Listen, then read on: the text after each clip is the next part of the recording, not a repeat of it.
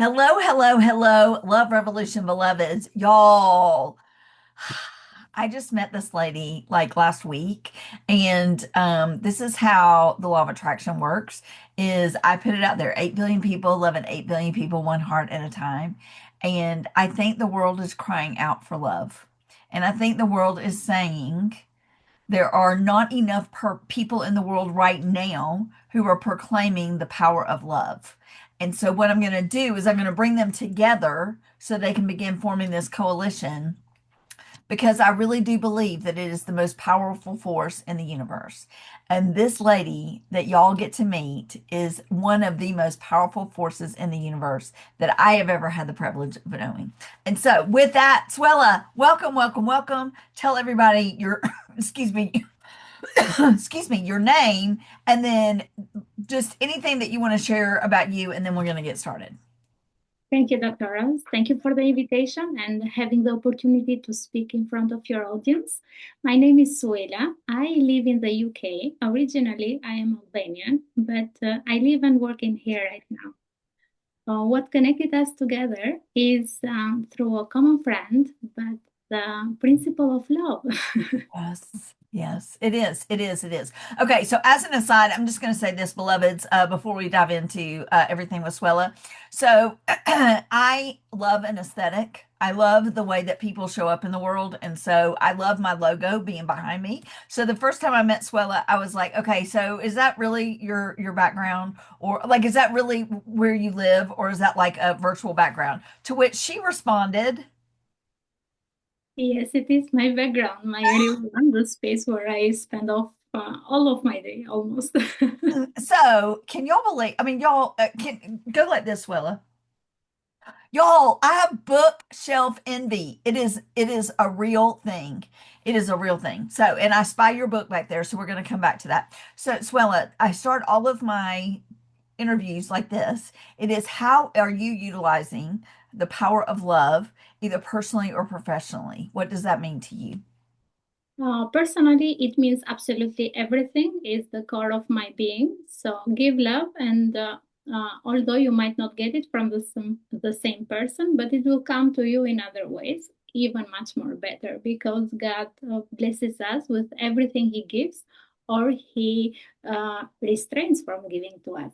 So personally, it's like that. I love beauty. To me, beauty as well is love. Beauty in everything, even in a small flower or in a sunny day, even in aesthetic, as you mentioned, in my place. Whenever I can, I try to make things pleasant. In business or in interactions with other people is the core of absolutely everything. We have been taught as little ones, so love your friends, behave, do this, do that, do good.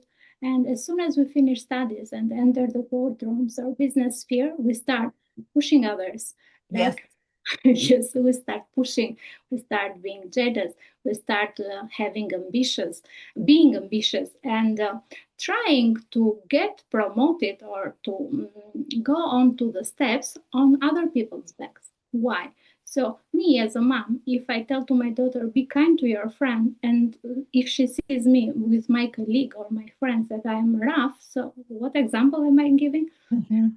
So I think this is sort of contradiction which happens in between us as humans. And I said Yes. to myself, why should I, when I start to do business, be like the rest? So, and Exactly.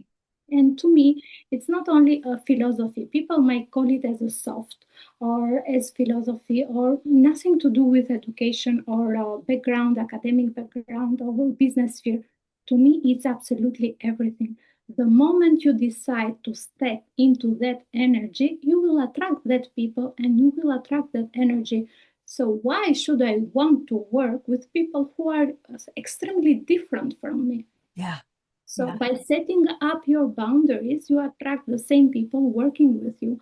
And honestly, sometimes it works, meaning that not always you have in your circumstances the right people to co-work, but it is up to you to decide on to choose or to tap on that level of energetic with them or not. So this is it.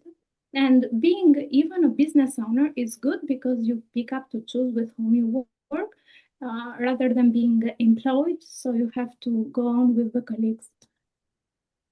Absolutely, absolutely. I'm just like taking notes, and I mean, you are so correct. And the way that you put it, Swella, is just absolutely so beautiful. So beautiful. My community knows that when I was 5 years old, I did the shrinky dink. So I don't know if y'all have these in the UK or if you had these when you were a kid, but shrinky dinks, it's a piece of plastic, it's like 8.5 by 11. You can write on it or draw on it or whatever, and then they put it in the oven and it shrinks it down. It makes it hard plastic. And I wrote this at 5. God is love and love is God. So I knew at 5 years old that love was going to be a part of my story. But just like what you were saying, the world came in and the world was like, that's stupid and that's weak and that won't ever work and that's not realistic and that's just pie in the sky stuff, but it won't really work. And unlike you, I listened to that for far too long. And so it's why you are one of my heroes, one of my sheroes, because you understood at an age that you didn't want to do that. The other thing that you just mentioned, which I also lament deeply, that I did not grasp or did not know about ahead of time. Um, when I was little, then when I got in trouble, then my mom spanked me with a wooden spoon. So when my son was little, then I spanked him with a wooden spoon. And I remember one day he threw sand at another little boy. And I got him out of the sandbox. I went behind a tree because I knew I wasn't supposed to spank him in front of his friends. But I went behind a tree and I spanked him and I said, "We do not throw sand at other little boys." So fast forward, I encounter Martin Luther King's philosophy of nonviolence, and I understand the power of love, and I understand the power of interconnection. And so essentially, what I did, Swella, was I inflicted violence on my child to teach him not to inflict violence on another child. And I wish I had had the understanding that you do to see how crazy that is, to see how that does not make any sense. And yet I was following what the culture was telling me I need to follow. And being countercultural is difficult sometimes. Yes, so I Yeah, agree. yeah, yeah. So you have an amazing book. Can you tell us the title of your book? My book is called The Business Currency is Love, 7 Principles of the Leadership Revolution. So y'all hear that? Love revolution, love revolution, love revolution, the business currency. I mean, it's all so interconnected and intertwined. I want everybody to get the book, so I'm not asking you to dive deeply into the book. I am going to ask you though, for people who are, you can answer it either way. For people who are completely unenlightened to this type of perspective and mindset, what what is your reaction or how is it that you interface with them um, in hopes that they may begin to thinking about perhaps considering a love center philosophy? Or do you prefer when people are deeply committed to a love center philosophy, but they are meeting such headway that they want to give it up and go back to the way that the world says? To me, it's not important from which stream they come. The most important thing is to arrive to the destination. I can put this message in 2 different ways, even only on love based, but even scientifically proved. Okay, let's start with science because people sometimes, when they hear the word love, they say, oh, two softies speaking to one another, so I don't want to continue to listen to them. Let's put it scientifically. Now we live in an era where everything is automated AI, AI, AI. Everyone can do just like pretend to be us. Now AI is doing even podcasts, is replacing almost everything in many industries. I don't know where it will go, but right now it is very involved in our lives. With the time, we will start not trusting anything. We will not be able to identify is this true or is this AI? Is this real or is this fabricated? So to my opinion, trust has been, is, but will be the most important thing in demand. Wow. So, uh, what I am thinking that in the future, in the very short future, it will be an economic problem, economic of trust. And I have been engaged in many speaking opportunities talking about trust. Why trust is so important. Now AI is disrupting everything. But even in the old time, trust was the one who was able to build relationships. If you don't trust me, you will not co-host me, or if you don't trust me, you will not work with me. So it's the first step in entering into a relationship, either Beautiful. business, personal, whatever you call it, right? If this trust goes to another level, compounds. So your thinking about me, if it is good, continues to keep good or improve. And Yeah. let's say you ask something and I deliver, or I deliver without you asking, it Mm, compounds, it becomes loyalty. In business, is keeping the contract within the time frames, paying the clients, executing what you wrote for to do or not. So we speak about trust, care, love, and in business terms, I say to you, executing the contract. So trust, it was on the first stage, compounded into loyalty in business terms is executing the contract. And what is the result? The delivery. It's profit in the business mm, but in the human to human interaction is building partnerships, building alliances. So that relationship not considered as a pipeline has been transformed into a partnership. If you tomorrow will need someone to work with you, you will go to that partner because you will know what you see is what you get, right? So you have gone through that. To me, it's extremely simple. But now, with the age of AI and everything, trust will be the most important currency, wow. either in our lives, even in business. So, trust is love. Love, if you put all of yourself either in human to human interaction or in a business setting, Yes. it compounds. And in the book, which you mentioned, I have been talking about the love profit cycle. And the cycles are, uh, because I want your audience to know this, trust, loyalty, profit. And when reinvested, it keeps the cycle of love keeping going. Wow. Wow. And then it becomes that ongoing, that exponentially building circle. And then it's reinvested and so it gets bigger and bigger and the profits get bigger and the loyalty gets bigger and the yeah. So love is the hidden metric in each balance sheet. Yeah. I love it. I love it. I love it. I love everything that you stand for. I love everything that you're talking about. I am just so honored that you have given us this time that I get to share you with my community because I find you so fascinating and it's just such a delight and such a joy to be with you. It really is. Thank you, Dr. Raz. The honor is all mine. Oh, so you mentioned that you have had some folks ask you for science-based, maybe Yes. science-based metrics or science-based outcomes in terms of love. And at a high level, again, I'm not asking you to disclose anything that you do, in your consulting, but at a high level, how do you answer that? In the book, they are all mentioned, but it is not only me, the only person who is working on this stream or on this way.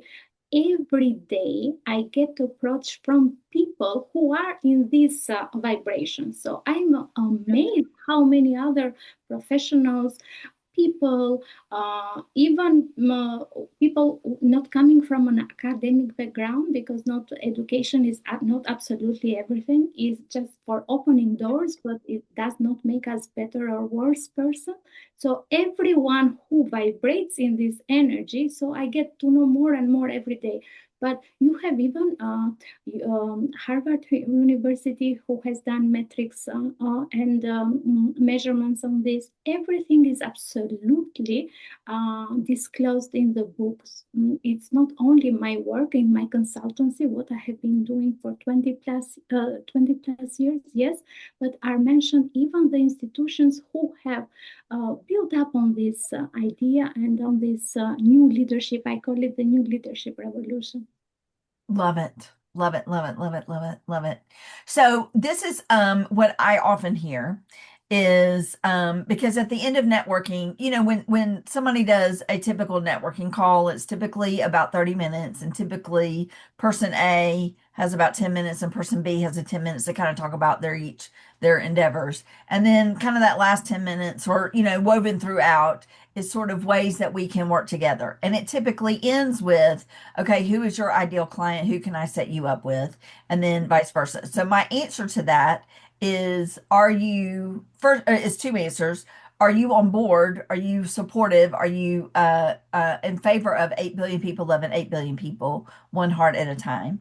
And then I will say, whoever pops in your head that you want me to connect with them or you think they would be a good connection for me, then the answer is yes. And that's who whoever vibrationally that you want to connect me. So that's how I end that. But what I have people will say, oftentimes it's happened many times, is, oh, I love 8 billion people loving 8 billion people. Yeah.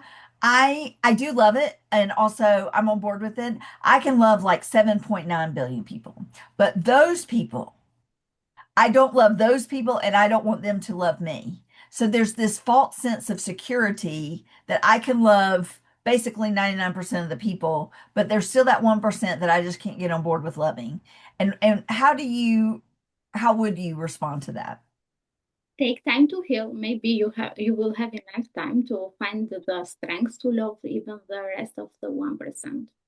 Yeah. So not pushing, giving them freedom and time to heal, because the reason that they might not love them, it's something inside of them, not with the other person.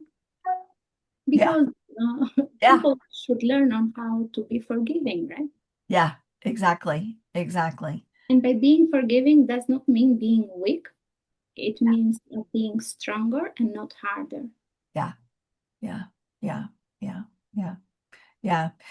It's interesting too because I talk to most of my clients and my students when I'm talking about debt-free degree, it's working smarter, not harder. And so I love working stronger, not harder. That's beautiful. That's absolutely beautiful. I could talk to you for the next 5 hours. And also I try to keep these to about 15 minutes, which we've already gone well over, but you just are just such a fountain of love. And as I said, I'm so delighted that you are here. What is like one last thing that you would like to say to the community, and then let them know how they can get in touch with you? The first thing I would like to tell them is thank you for listening to us, and thank you to you for giving me this opportunity to know you first and to speak in front of your audience. Secondly, if they resonate and would like to meet with me to have a one-to-one, they can go on my website www.themilestonehub.com, and they can book a free consultation, and I'm always open to listen to them, or they can drop me an email. I personally answer to each one of those. So my website, on LinkedIn, I'm available on different platforms. So most. Excellent. Excellent, excellent, excellent, excellent. That's so interesting because I too answer every one of my emails. That's good. Of all Yes. the things that I delegate, that is not one of the things that I delegate. And so that's interesting that you said it that way. That's beautiful. All right, Love Revolution beloveds, y'all go grab the book. Y'all have time with her. Go follow her on LinkedIn. She's just absolutely amazing. Thank you, universe, for bringing us together. And thank you for, I didn't understand this language, Suela, 5 or 6 years ago, but this language of vibration. And it's because people ask me, like, how do I keep my vibration so high? It's really that I show up as me. Like it's not intention. It's not something like where I have to do my work is I have to work to bring my vibration down, or I have to work to not come in and like bowl everybody over, and so that's where I have to. And so it's interesting. I'm very grateful, so thank you for being amazing. Thank you so much. Let me please tell you my final sentence to the rest of the people who don't. As you mentioned, you said that you wasn't in this sphere for the last 5 or 6 years. Maybe there are other people who are there right now. I want to come in here. So please stop being fearful. Start with love, one step at a time. And the world has enough strong and successful leaders. We need more loving leaders. Yes. Beautiful. Beautiful, beautiful, beautiful. Thank you so much for being amazing. I really, really appreciate it. All right, beloveds, this has been a Love Revolution interview. And until next time, see y'all then. Thank you. Bye bye.